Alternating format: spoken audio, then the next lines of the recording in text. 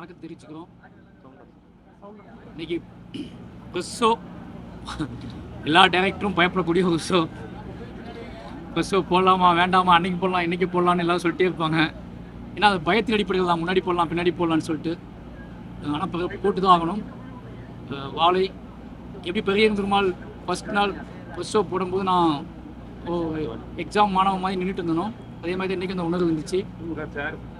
நீங்கள் கொடுத்த ஆதரவுலேயே எனக்கு தெரிஞ்சிருச்சு ஒட்டுமொத்த பத்திரிகையாளர் நண்பர்களுக்கும் இந்த படம் வந்து அவ்வளோ கனெக்ட் ஆகிருக்கு, பிடிச்சிருக்கு அப்படின்னு சொல்லி இப்போ சந்தோஷமாக இருக்குது. ஏன்னா சில படங்கள் எடுக்கும்போது சில படங்கள் கொண்டாடுவதற்கும் அது வந்து என்ன சொல்கிறது இதுக்கோ எடுப்போம். சில படங்கள் மனிதர்கள் வந்து அதை மனப்பூர்வமாக ஏற்றுக்கொள்வதற்காக எடுப்போம்.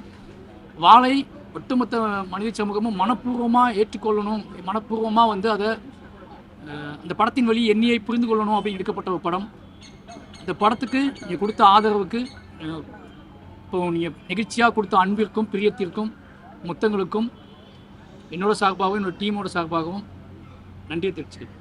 சார், இதில் உங்களோட கதாபாத்திரம் ஏதாவது இருக்கா? உண்மையான கதை அதான் சொன்னல, நான் சொல்லி தான் பண்ணுறோம். பயோபிக் சிவனஞ்சன் கேரக்டர் என்னோட கேரக்டர்.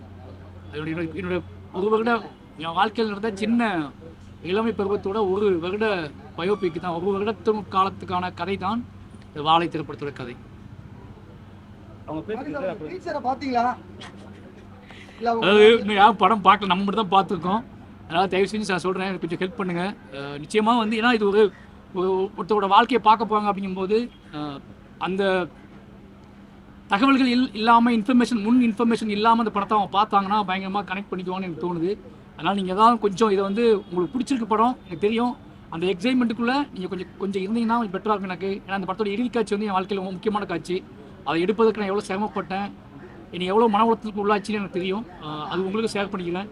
அதனால் கொஞ்சம் நீங்கள் வந்து அந்த கொஞ்சம் இந்த படத்தில் கொஞ்சம் முக்கியமான போர்ஷனை வந்து கொஞ்சம் ரிவீல் பண்ணாமல் இருந்தால் எனக்கு கொஞ்சம் சந்தோஷமாக இருக்கும். ஆனால் படம் பண்ண ஒரு அரசியல் கண்டிப்பாக இருக்கும். இந்த சிம்பிள் கம்யூனிஸ்ட் வச்சிருக்கீங்க, ஆனால் அதையே கொஞ்சம் வெளிப்படுத்தி காட்டல. ரொம்ப எளிமையாக சொல்கிற விஷயம் பயங்கரமாக இருக்கும். நீங்கள் சொல்கிற மாதிரி தான் கொஞ்சம் தூக்கல் ஆயிடுச்சு அப்படிங்க, அப்போ கொஞ்சம் கம்மி பண்ணிருக்கலாம்னு சொல்லுவீங்க. நான் அந்த வயசோட அனுபவத்தில் பண்ணியிருக்கேன் இந்த படத்தை. அந்த வயசில் நான் என்ன பார்த்தனோ அந்த அனுபவத்தில் தான் பண்ணியிருக்கேன். என்னோட அறிவை திணிக்கல அந்த படத்துக்குள்ளே. எனக்கு இப்போது 3 படம் பண்ணி 4 படம் பண்ணி ஒரு பேர் கிடச்சிருக்கு, ஒரு அறிவு இருக்குது. இந்த அறிவை அந்த கதைக்குள்ளே திணிக்கல. இந்த கதைக்குள்ளே இருந்த பெயினை மட்டும்தான், கதைக்குள்ளே இந்த பார்த்த பெயினை மட்டும் தான் கொஞ்சம் அதிகமாக ஹேண்டில் பண்ணியிருக்கேன். அறிவை திணிச்சா அந்த படம் வேற ஒரு படமாக வந்திருக்கும். நீங்கள் திணிச்சுன்னு சொல்கிறீங்க, ஆனால் வந்து அந்த காலத்தில் வந்து நிறைய பேர் வந்து பச்சை குற்றத்துக்கே வந்து இல்லை, அதான் இப்போ நம்ம படத்தை பற்றி ஓப்பன் டிஸ்கஷன் பண்ண வேண்டாம்னு கரெக்ட்ண்ணே. என்னன்னா அந்த சிம்பிள் மேக்ஸிமம் யாரும் போட மாட்டாங்க. ரஜினி இல்லை, அது அதான் சொல்கிறேன்ல, அது வந்து போட்டிருக்காங்கன்னு தான் கதை. அப்படி போட்டு வாழ்ந்துருக்காங்க, காதலிச்சிருக்காங்க, கஷ்டப்பட்டிருக்காங்க, துயரப்பட்டிருக்காங்க. அதோடு சேர்ந்து தன் வாழ்க்கையை முழுசாக ஏதாவது மாற்றியும் நம்பியிருக்காங்க. அந்த நம்பிக்கையை தான் நம்ம காட்டுறோம். நம்ம அது என்ன சொல்றதுன்னா தெரியல எனக்கு. இப்போ நீங்கள் பார்த்துட்டீங்க, இந்த மக்கள் பார்க்கும்போது எப்படி கனெக்ட் பண்ணிக்குவாங்க. நல்லா இருக்கு, அதுக்காக தான் கேட்குறோம். இல்லை, அதுதான் சொல்கிறேன். இது நான் மொத்தமாக இந்த சமூகம் என்ன சொல்லுதுன்னு பார்த்துட்டு என்னோட பதிவில் சொன்னால் பெட்டராக பண்ணிக்க. ஏன்னா நான் இன்னும் வெயிட் பண்ணுறேன். எப்போவுமே ஒரு படைப்பாளிக்கு வந்து மொத்தமாக ஒரு விஷயம் பார்த்ததுக்கப்புறம் அது தப்போ ரைட்டோ அந்த சமூகம் என்ன சொல்லுதுன்னு நல்லா கேட்டுட்டு, இன்னும் நம்மளே வந்து பேசுறது அடுத்தவங்க கேளுங்கன்னு தான் பேசுவோம். நாமளும் அடுத்தவங்க பேசுறதை கேட்காம பதில் சொல்லக்கூடாது அப்படிங்கிறதுனால மொத்தமாக இந்த சமூகம் என்ன சொல்லுதுன்னு கேட்டுட்டு என்னோட பதில்கள் வந்து நான் கேட்டேன். எப்பவுமே வந்து செலிபிரிட்டி ஷோ வந்து படம் முடிஞ்சு அன்னைக்கு தான் போடுவாங்க. நீங்களும் முன்னாடி போட்டு காமிச்சிருந்தீங்க. அது வந்து நண்பர்கள் இருங்க, டேரக்டர்லாம் வந்து உங்களுக்கு பெருமையாக பேசுனதுக்காக சொல்றீங்களா, இல்லை என்ன காரணம்? இல்லை, அப்படி இல்லை. நண்பர்கள் வந்து கொஞ்சம் அடிக்கடி மீட் பண்ணும்போது கேட்போம்ல, நீங்கள் என்ன பண்ணீங்க நான் என்ன பண்ணேன்னு கேட்போம்ல. அந்த மாதிரி சில விஷயங்கள் நம்ம வந்து நமக்கு ஓனாக பண்ணிக்கிற படத்தை காட்டுவோம். இந்த வாழை வந்து எனக்கு ஓனாக நான் பண்ணிக்கிட்ட படம். நானே ப்ரொடியூசர், நானே ஃபிலிம் மேக்கர், என்னோட கதைன்னு நான் சொல்லிட்டேன். அப்படிங்கும்போது ரொம்ப நம்ம கூட நெருங்கி பழகின ஆட்களுக்கு அந்த கதை தெரியும். ஆல்ரெடி எங்கள் டைரக்டருக்கு கதை தெரியும். அப்போ அவங்ககிட்ட நம்ம காட்டுவோம். அது என்னென்ன ஒரு பயோபிக் பண்ணும்போது ஒரு பயம் இருக்கும். இப்போ என்னோட கதையை நான் எடுக்கும்போது சினிமாவுக்குள்ளே அதை காட்டும் போது அது கொஞ்சம் சின்ன கிராஃப்ட் இஷ்யூஸ்லாம் இருக்குது. அப்போ நம்ம தெரிஞ்ச நண்பர்கள்ட்ட, நம்ம மதிக்கக்கூடிய ஆட்கள்கிட்ட முதல்ல பர்சனலாக போட்டு காட்டுறது. அது எல்லாம் பண்ணுறது தானே. ஒரு நாவல் எழுதுனா, ஒரு கதை எழுதுனா வாசி கொடுக்குவோம்ல பிரசவம் ஆகிறதுக்கு முன்னாடி. அதே மாதிரி தான் இதுவும். இவ்வளோ க்ரௌடை சேர்த்து படமாட்ட பார்க்கல. ஒவ்வொருத்தரும் தனித்தனியாக பார்த்தவங்க, தனித்தனியாக பார்த்து அவங்க கரெக்ஷன் சேஞ்ச் பண்ணியிருக்கோம், அவங்க சொன்ன கரெக்ஷன் சேஞ்ச் பண்ணியிருக்கோம். அந்த டிஸ்கஷனுக்காக பண்ணது எல்லாமே. ஏன்னா நான் ஒரு 3வது படத்தில் ஒன்று பயோபிக் பண்ணுறேன். ஒரு 3 படம் தான் நான் பண்ணியிருக்கேன். அதுக்குள்ளே எவ்வளோ பெரிய இனி நான் வந்து என் வாழ்க்கையை சொல்கிறேன்னு சொல்லிட்டு ஒரு படம் பண்ணுறேன்ல, அதுக்காக அந்த பயத்துக்காக சிலர்கிட்ட காட்டுவிட்டேன். மாரி செல்வராஜன் ஒரு படங்கள் லைனாக கொடுத்துட்டே இருந்தார். பார்க்கப்பட்டது பெரிய அரசியல், ஒடுக்கப்பட்ட மக்கள் இப்படி பண்ணிட்டு இருக்காங்கன்னு காட்டிகிட்டே இருந்தீங்க. திடீர்னு பயோபிக் எடுக்க காரணம் என்ன? இல்லை, நாளைக்கு என்னை பற்றி பேசணும் அப்படின்றதுக்காகவா? இல்லை, ஓகே அப்படி கூட இருக்கலாம். என்னன்னா என்னை பற்றி தெரிஞ்சுக்கிறதுக்காக. உங்களுக்கு என்னை பற்றி குழப்பமாக இருந்துச்சுல்ல, நிறைய கேள்விகள் இருந்துச்சுல்ல, பெரிய இவன் இந்த மாதிரி படம் எடுக்கலாம், இவனுக்கு என்ன பிரச்சனை, வேறு கதையே மட்டும் இல்லையா, ஏன் திருப்பி ஒரு பெயினையே துயரத்தையே பாடுபொருளாக வச்சிருக்காரு, மாரி செல்வராஜ் ஏன் எப்பவும் துயரத்தை தான் பாடுபொருளாக வச்சிருப்பாங்க அப்படின்னா என்னோட வேறு என்னவா இருக்குன்னு இதுதான் ஃபஸ்ட் ஸ்கிரிப்டாக பண்ணணும்னு ஆசைப்பட்டேன். பட் அன்றைக்கி வசதி வாய்ப்புகள் எனக்கு கிடைக்கல. ஒரு சின்ன பையனை வச்சு ஒரு படம் பண்ணணும் அப்படின்னா ஃபஸ்ட் படமாக வந்து அதுக்கான ப்ரொடியூசர்ஸ் கன்வின்ஸாக கிடைக்கணும்ல. இப்போ வாழை வந்து நான் யாரும் நிரூபிச்சதுக்கப்புறம் எனக்கு கிராஃப்ட் தெரியும், சினிமா தெரியும்னு பழக்கப்பட்டதுக்கப்புறம் நான் பண்ண கன்வின்சிங்காக இருக்கும். எனக்கும் பயப்படாமல் பண்ணலான்னு சொல்லிட்டு இதை வச்சுக்கிட்டு தான் மற்ற கதையும் பண்ணுவேன். இந்த கதையை நான் உள்ளுக்குள்ள வச்சுக்கிட்டு தான் மற்ற எல்லா திரைக்கதையும் எழுதி அமைச்சு அதை ரிலீஸ் பண்ணோம். பட் இந்த கேப்பில் எனக்கு ஒரு செட்டப் கிடச்சிச்சு, நம்பி பண்ணலான்னு கிடச்சிச்சு. ஹாட் ஸ்டார் வந்து இந்த கதையை கேட்டவங்க முன்னாடியே சொன்ன கதை அது, அதை நீங்கள் பண்ணிடலாமான்னு கேட்டாங்க. அதுக்காக பண்ணப்பட்டது தான் வாழை. இந்த வாழை படம் தான் வந்து உங்களோட முதல் படமா இருக்கும் அப்படின்னு நீங்க முடிவு பண்ணியிருந்ததா வந்து ராம் சார் சொல்லியிருந்தாரு. இதை பண்ணாத, கொஞ்சம் பொறுமையா இருந்து பண்ணுன்னு அவர் அட்வைஸ் கொடுத்துருந்தாரு. உங்களோட முதல் படம் வாழையா இருந்திருந்தா இந்த அளவுக்கு உங்களால மேக் பண்ணியிருக்க முடியும்? அதுதான் சொன்னேன். இப்போ எனக்கு அந்த வசதி வாய்ப்புகள் கம்மியாக கிடைச்சிருக்கும். ஒரு சின்ன பையனை வச்சு படம் பண்ணுறோம், குழந்தை படம் பண்ணுறோம் அப்படின்னா அது கன்வின்சியாக சொல்லதுக்கே ப்ரொடியூசர்ஸ் தயாரிப்பாளர்கிட்ட சொல்கிறதுக்கே கொஞ்சம் ஒரு தயக்கமாக இருந்திருக்கும்ல. அப்போ நம்ம இப்போ நானே ஒரு ஃபிலிம் மேக்கர் நானே ப்ரொடியூஸ் பண்ணுற இடத்துக்கு வரும்போது எனக்கு கம்ஃபர்ட் இருக்குது. யாரையும் பயங்காட்ட வேண்டாம், இன்னொரு தயாரிப்பாளர் பயங்காட்டி படம் எடுக்க வேண்டாம். அப்படிங்கும்போது கன்வின்சிங்காக எடுக்கும். என்னோட கன்வின்ஸ்க்காக தான், என்னோட வசதிக்காக தான் வெயிட் பண்ணேன். இந்த கதையை சொல்லும்போது நான் ரொம்ப ஃப்ரீயாக இருந்தேன். 10 நாள் கிளைமாக்ஸ் போர்ஷன் ஷூட் பண்ணும்போது நான் வந்து ரொம்ப ஒரு மாதிரி அன்கண்ட்ரோலாக இருந்தேன். அது இன்னொரு ப்ரொடியூசர்னா பயம் வந்திருக்கும். நான் எடுத்தேன், அப்படியே அமைதியாக இருந்தேன், திருப்பி எடுத்து ஹாஸ்பிட்டலுக்கு போனேன். அது ஒரு மாதிரி குழப்பத்திலே நான் இருந்தேன். அப்போ நான் என்ன மேக் பண்ணுறேனே அவங்களுக்கு தெரியாது. அப்போ நான் அசிஸ்டன்ட்டாக இருக்கேன், நான் டைரக்டராக இருக்கிறனால என் கூட இருந்தவங்களுக்குலாம் அவள் எப்போ எடுக்கிறா அப்போ எடுக்கட்டுன்னு விட்டாங்க. அந்த மாதிரி என்னோட வசதிக்காக தான் அது. சார் அதே மாதிரி நடிகர் சிவகார்த்திகேயன் படம் பார்த்துட்டு ஃபர்ஸ்ட் பரியேறும் பெருமாள் எனக்கு பிடிச்ச படம், அதுக்கப்புறம் வந்து பாத்தீங்கன்னா இந்த படம் தான் வாழை படம் தான் ஃபேவரட் படம் அப்படின்னு சொல்லியிருந்தாரு. ஆனா ரஞ்சித் மேடையில பேசும்போது என்ன சொல்லியிருந்தாருன்னா ஃபர்ஸ்ட் படம் பரியேறும் பெருமாள் பிடிச்சிருக்கும், கடைசி படம் வந்து இது பிடிக்கும். ஏன்னா நடுவுல மாமன்னனும் கர்ணனும் வந்து திருப்பி அடிக்கிறான், அதனால பிடிக்கல அப்படின்ற. அது யாரை குறிப்பிட்டு சொன்னாருன்னு தெரியல. அது நான் சொல்றேன்ல, கன்வின்சிங் தான். அவங்கவுங்க ஒரு தாட். இதையும் நான் தானே எடுக்கிறேன், இந்த மேக்கர் ஃபிலிம் தானே.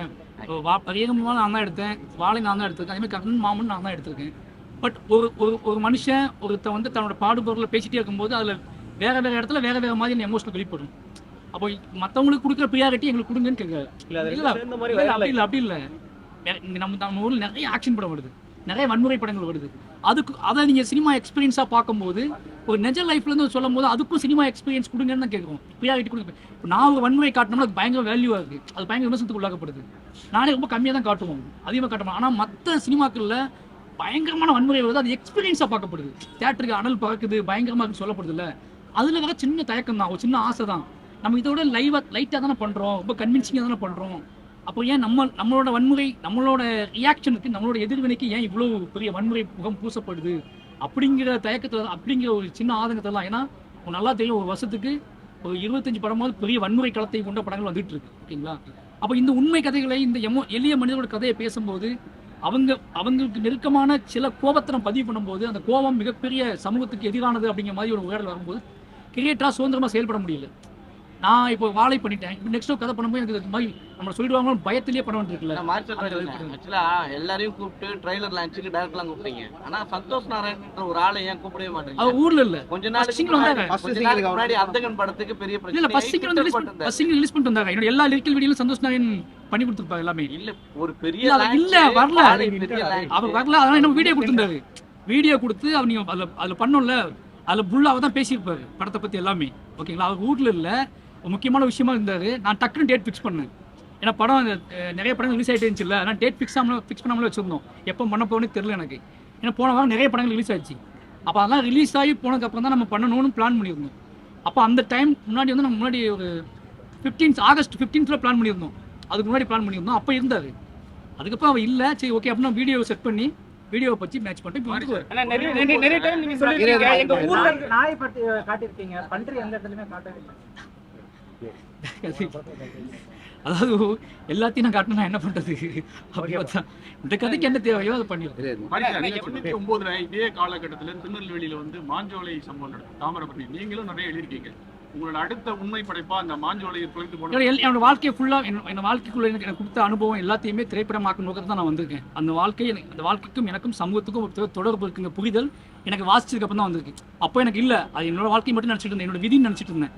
அது சின்ன வயசாக இருக்கும்போது. நான் கிளம்பி வந்து சினிமா கற்றுக்கிட்டதுக்கப்புறம் லிட்ரேச்சர் கற்றுக்கிட்டதுக்கப்புறம் நம்ம வாழ்க்கைக்கும் இந்த சமூகத்துக்கும் ஒரு தொடர்பு இருக்குது, நிறைய கொஸ்டின் ஆன்சர் இருக்குன்னு புரிஞ்சுக்கிட்டு என்னோட கதைகளை நான் படம் பண்ணிட்டு மாஞ்சோலை சம்பவம் சினிமாவாகுமா? இல்லை அதான் சொல்கிறேன், எல்லாம் கண்டிப்பாக பண்ணுவேன், பண்ணாமல் போக மாட்டேன், கண்டிப்பாக பண்ணுவேன். மாறி சார், உங்களுடைய படங்களை கடைசியா விமர்சிச்சு இருக்கிறேன், ரொம்ப மரம் நிகழ்ந்து பாராட்டு. இனிமே வாழை அப்படின்னா ஒரு மரத்துல திருப்பை விட உங்களுடைய வழிதான் எனக்கு வரும். ரொம்ப நன்றி சார், அதுக்காக எடுக்கப்பட்ட ஒரே படம். ஒரு சின்ன இது மட்டும், அந்த டீச்சர் காட்சிகளை வந்து கொஞ்சம் குறைச்சிருக்கலாமான்னு நான் சொல்கிறேன்ல, விருப்பம் இல்லை அது இல்லை சொல்லிக்கிறேன். என்னன்னா எல்லாருக்குமே அது மாதிரி ஒரு டீச்சர் மேல ஒரு ஃபீலிங் இருக்கும். இப்ப நான் அன்னைக்கு நேற்று மேடை கூட பாத்தீங்கன்னா பல பேர் வந்து இதோட அடிப்படை விட்டுட்டு அது அப்படி கிடையாது சார், அந்த விஷயத்த பேசக்கூடாதுன்னு பேசக்கூடாது யாருமே. உங்களுக்கு புரியுதா? எது கன்வின்சிங்காக இருக்குது மேடையில் பேசுறதுக்கு? இப்போ நான் இப்போ நீங்கள் என்ன கேள்வி கேட்டாலும் நான் ஒரு பதில் சொல்லுவோம்ல, நான் ஒரு கதையை வெளிப்படுத்தாமல் பதில் சொல்லுவோம்ல. டீச்சர்ஸ் பற்றி அதிகமாக பேசினாங்கன்னா அதுக்கு பின்னாடி ஒரு பெரிய கதை இருக்குது, அந்த கதையை ரிவீல் பண்ணக்கூடாது அப்படிங்கிறதுக்காகத்தான் அவங்க அப்படி பேசினாங்க. வச்சிருக்கீங்க. அதாவது வந்து என்னன்னா இந்த அதான் சார் சொல்லிக்கிறோம், இல்லை கம்யூனிஸ்ட் சின்னத்தை வந்து கேட்டு பதில் சொல்லிட்டேன் சார். ஏன்னா இந்த ஒரு கதை ஒரு வாழ்க்கை பண்ணும்போது கர்ணன் படத்துல வர மியூசிக் அந்த டெத் அப்போ இவ்வளோ கேள்வி கேட்பாங்கன்னு சொல்லலையே. மியூசிக் வரும். அதே ரொம்ப சந்தோஷமா இருந்தேங்க. அதே மாதிரி இருக்கு. அந்த சாமியும் இந்த சாமியும் உங்களுக்கு குலதெய்வமா? ஏன்னா அந்த சாமி எல்லா இடத்துலயும் இல்லை அது காட்டு பேச்சுன்னு சொல்லிட்டு என் கிராமங்கள் எல்லா இடத்துலையும் இது இருக்கும். நான் ஆடு மேய்க்க போகும்போது மாடு மேய்க்க போகும்போது அது எல்லா இடத்துலையும் காட்டுகள் மட்டும் தான் இருக்கும், வீட்டுக்குள்ளே ஊருக்குள்ளே இருக்காது அந்த கோயில். அந்த தெய்வம் வந்து ஊருக்குள்ளே இருக்காது. அந்த தெய்வம் ஏன் ஊருக்குள்ளே இருக்காது அப்படின்னா அது ஒரு முகம் அகோரமாக இருக்குல்ல, அது வந்து ஒரு நாட்டார் தெய்வம். அது வந்து நிஜ வாழ்க்கையில் மனுஷங்க இறந்து போனவங்கள தெய்வமாச்சு கும்பிட்டு இருப்பாங்க. அதுக்கு தான் அந்த தெய்வத்தோட வேல்யூ. அது எப்பயும் ஊருக்குள்ள அனுமதிக்க மாட்டாங்க. இப்போ எனக்கும் அந்த தெய்வத்துக்கும் நிறைய கனெக்ட் இருக்குது. நான் நிறைய இடத்துல பார்க்கும்போது அவங்க அந்த சிலையோட நிறைய இன்ட்ராக்ட் பண்ணியிருக்கேன். என் வாழ்க்கையில் இப்போ என் வீட்லேயே அது மாட்டிச்சிருப்பேன். நான் என் வாழ்க்கையில் ஒரு என்ன சொல்கிறீங்க, அம்மா அந்த கதையை பற்றி நிறைய சொல்லியிருக்காங்க. அப்போ எனக்கு பயங்கரமான மோட்டிவேஷனலாக இருந்தது வந்து அந்த தெய்வத்துக்கு எனக்குமான உரையாடல் தான். இல்லை இந்த கொஸ்டின் ஏன் கேட்டேன்னா, ரஞ்சித் படத்துல புத்தர் எல்லா இடத்துலயும் வருவார், சிம்பிள் வந்துடும். அடுத்த மாரி செல்வராஜ் படத்துல இந்த சிம்பிள் வந்துகிட்டே இருக்கு. அதான் சொல்றேன், ஒரு கனெக்ட் தான் வந்து நம்ம சின்ன வயசுலேருந்து நம்மளுக்கு எது அதிகமாக கனவு, எது அந்த தெய்வம் அதிகமாக கனவு வந்துருக்கு. இப்போ நான் வீட்டு வரைக்கும் சென்னையில் வீட்டு வரைக்கும் மாட்டியிருக்கேன் அப்படின்னா எனக்கு வந்து மற்ற தெய்வங்களை விட இந்த மாதிரி சிறு தெய்வங்கள் தன் வாழ்க்கையை வந்து மிகப்பெரிய ஒரு என்ன சொல்கிறது பெயினுக்கு உள்ளாக்கிட்டு இறந்து போயிருப்பாங்கல்ல, அவங்க எனக்கு ரொம்ப கனெக்ட் ஆவாங்க. அந்த கதையை கேட்டு வளர்ந்தவன் நான். அதனால் அந்த காட்டுப்பேச்சி அப்படிங்கிற தெய்வம் வந்து என்னோட கதைகளில் முக்கியமான பங்கு வகிக்கும். அப்படிதான் ஒரே கொஸ்டின் என்னன்னா, நீங்க வந்து நீங்க சொல்லிருக்கீங்க வாழ்வியல் தான் எடுத்திருக்கீங்க, என் ஊரை சொன்னதான் எடுத்திருக்கேன்னு சொல்லிருக்கீங்க. இப்போ வந்து இந்த ஃப்ளட்ல வந்து நீங்க போயிட்டு எல்லாரும் ஹெல்ப் பண்ணீங்க, அதை சார்ந்து நிறைய பேர் வந்து உங்களை வந்து விமர்சிச்சாங்க. ஸோ அதை திருப்படிக்க தான் என் ஊரை வச்சு நான் படம் மட்டும் பண்ணிருக்கீங்க. நான் என்னவா இருந்தாலும் என் ஊர் மக்களோட வேரோட வாழ்ந்துட்டு இருக்க ஒருத்தன். நான் என்னோட கதைகளப்பெல்லாம் அங்கேருந்து எடுத்து வரேன். பெரிய பெரும்பாலேருந்து என் மக்கள் எனக்கு உதவி பண்ணிட்டு இருக்காங்க. நான் எப்படி சொன்னாலும் நடிப்பாங்க, என்ன சொன்னாலும் செய்வாங்கல்ல. அவங்க ஒரு பெரும் துயரத்தில் இருக்கும்போது நான் போனதுனால தான் நிறைய விஷயம் நல்லா நடந்துச்சு. போன வாரம் வந்து ரஞ்சித் அவர்கள் விக்ரம பெரிய ஒரு இது கொடுத்திருக்காரு. அவங்க பையன் பைசன் ஸ்டார்ட் பண்ணிருக்கீங்க, எந்த அளவுக்கு போயிட்டு இருக்கு? அவருக்கு இதே மாதிரி 70% படம் முடிஞ்சிருச்சுங்க. இந்த வாழையை ரிலீஸ் பண்ணதுக்காக கேப் விட்டுருந்தோம், ஏன்னா ரொம்ப நாள் ஆயிடுச்சுன்னு சொல்லிட்டு. இதுக்கப்புறம் ஒரு 20-25 டேஸ் ஷூட் இருக்கு, ஓகேங்களா? அது முடிச்சா நிச்சயமா அது உங்க மண் சார்ந்த கதையா இருக்குமா? மாரி சார், இந்த பெருமாள் வந்து ரஜினி ரசிகரா காமிக்கிறீங்க. நீங்க வந்து தான் கேரக்டர். நீங்க இப்போ ரஜினி கூட சந்திச்சு பேசுனீங்க. அவரை வச்சு 172-73 படம் பண்ண ஐடியா இருக்கா? பேசுனீங்களா? பேசிட்டு இருக்கோம் 2 பேருமே. அவருக்கு எனக்கு ரொம்ப பிடிக்கும், எனக்கு அவங்க பிடிக்கும். என்னோட படங்கள் எனக்கு அவங்க கூட படம் பண்ணணும்னு ஒரு ஆசை இருக்கு, அவருக்கும் ஆசை இருக்கு. 2 பேரும் ஏன்னா மாமனன் பார்த்துட்டு, ஏன்னா பெரிய பெருமாளும் கூப்பிட்டு பேசினாரு, கர்ணனும் கூப்பிட்டு பேசினாரு, மாமனன் கூப்பிட்டு பேசினாரு. அதனால பேச்சுவார்த்தை. தேங்க்யூ, ரொம்ப நன்றி.